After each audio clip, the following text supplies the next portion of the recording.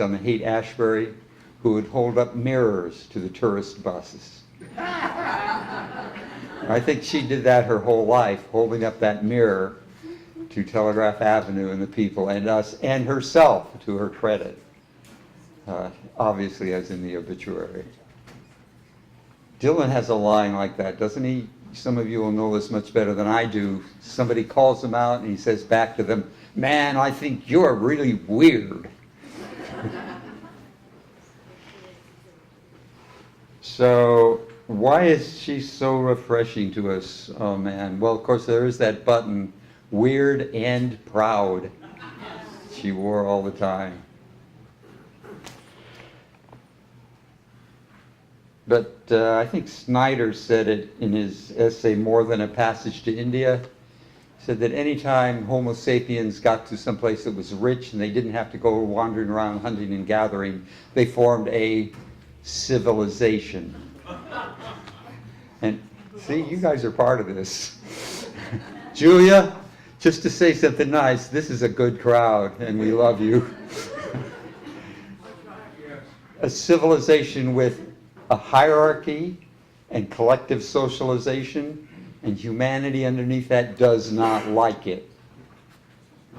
So there's a tide through all civilizations of the humanity that doesn't like the civilization, and Julia with her mirror is one of those. So are the Beats, so are the hippies, so are the yellow vests, so are the Russian peasants, so the French Revolution, when the French students almost shut down the government in '68.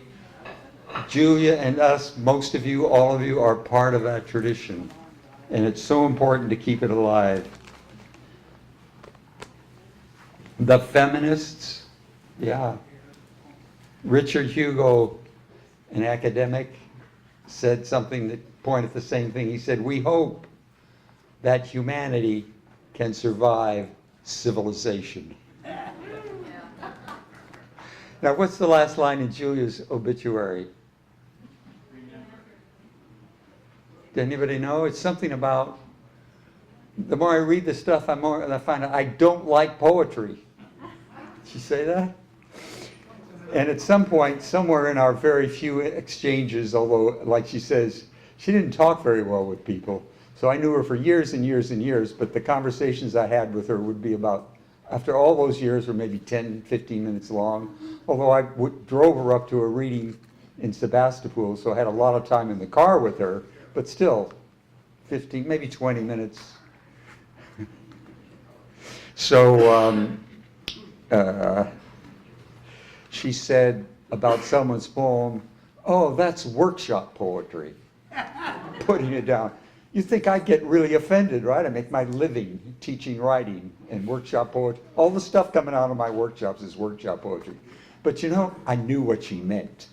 She meant all that poetry that so many people are doing that tries to say how intelligent they are, how they're part of the intelligentsia and should be looked up to. It's like a rising in class. I don't think that's poetry. That's something else. It's poetry as upward mobility, rising into the intelligentsia. So I've got a few lines about that. Thirst to rise through color and class, motherfuck fries your sorry ass. You don't get this? Where you living? Climb back up your tree, grow fur and a monkey fuck tail. You're in jail.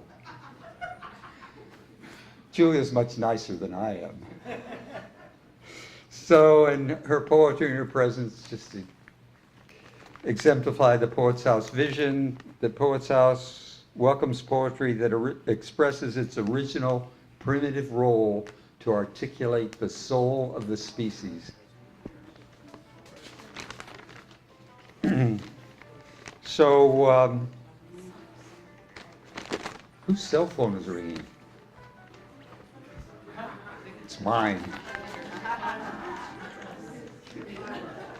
How do you shut this thing off? Okay. Yeah, everybody turn off your cell phone.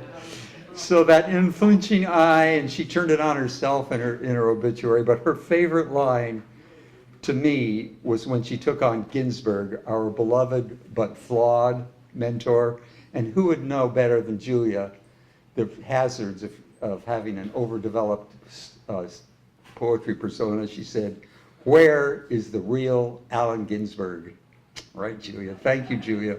When we say thank you, it's not for something particular that you did, it's for your whole life.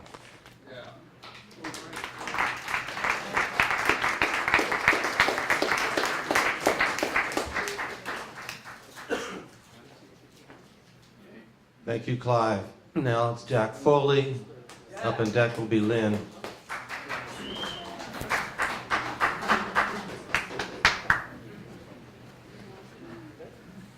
My girlfriend Sange, who performed with me at the benefit for Julia, couldn't be here today and sends her regrets. I'm going to read you something that I wrote on November 3rd, 2018. I visited Julia tonight. She was lying on the bed in her room. "Hi, Jack." Without her Julia costume, particularly without her hat, she didn't look like the Julia I think of. But the moment she smiled, Julia was back. That smile, warm with sometimes just a trace of irony, is definitively Julia. There were a couple of moments where she was just a little vague, but for the most part, as Jan Steckel says, she's still her. I brought her a funny toy, a black cat with some orange clothes, her colors, that chattered whenever you pushed it and said, "Happy Halloween." "That's the silliest thing I've ever seen," she said, smiling. I agreed with her. I told her how and what I've been doing. She listened with interest and made pleased comments when I showed her photographs of Sangi and me. I told her of my deep grief for Adele and how I had wanted to die and how Sangi had changed so much of that. She said twice, "I understand that." She told me that the doctors didn't tell her much about her condition, that the food was hospital food. She put her thumb down. I asked her whether she were writing, and she answered somewhat enigmatically, "It's different."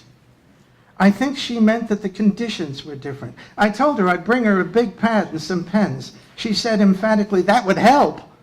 She pointed out the paintings Debbie had done, which decorated her room. I mentioned that Debbie had painted Julia often. Julia nodded and said, "Yes, she has." I added that I thought Debbie's portrait of her on the cover of her new book, Between the Cracks, was particularly fine. She was pleased by that. I also told her how much I liked the new book. She said sincerely, not politely, "That's good to hear." I told her about the radio show I was planning and mentioned that David Golub had written a very nice poem about her. She answered quietly, "He would." I promised that I would bring her some pens and a big pad of paper, but she had to promise to write something in the pad. Julia's unfailing elegance of manner and her quiet good humor manifested even in these difficult circumstances. It was a very nice visit. I told her how old I was. She said, "You have a few years on me." "Not many." I explained that I lived quite close by and had a car. If she needed something, I could probably supply it. I went off to try a nearby Chinese restaurant, Ark. One of the dishes I had was superb.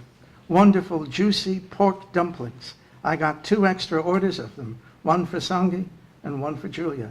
When I finished my meal, I went to Walgreens and bought a big pad of paper and some pens. I went back to Park Bridge Nursing Home with my treasures. Julia seemed happy to see me and graciously accepted the gifts. When I told her I was giving her the wonderful pork dumplings as an antidote to hospital food, she smiled and gave me a thumbs up. Yes, I know she's Jewish. Then the nurse came in to administer a shot of insulin. I said goodbye for now and drove home. Julia is still very much alive.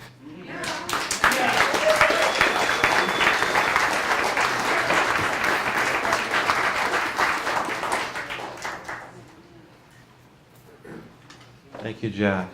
Lynn Danielle Shagayan, if I'm saying that correctly. Sagayan. Sagayan. Yeah. And then it'll be Elliot Kennan. Well, Julia is so special, and she has been nudging me to write poems since '72.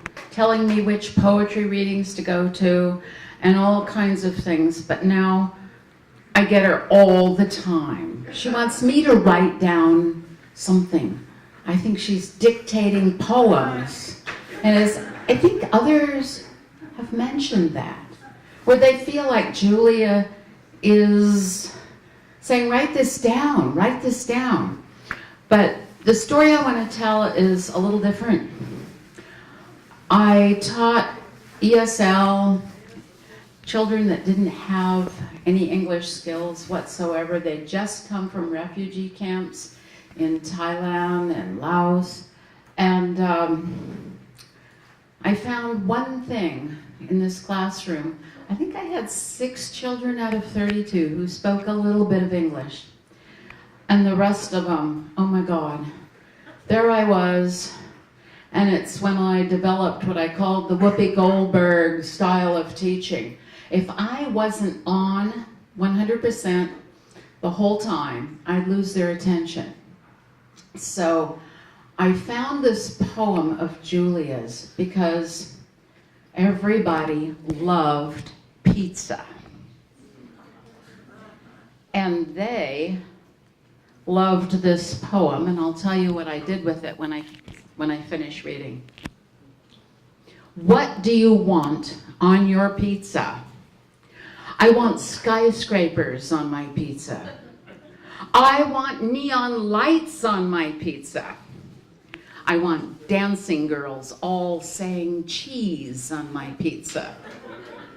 A friend says, I want pizza so hot it's about to go nova. I want poems on my pizza.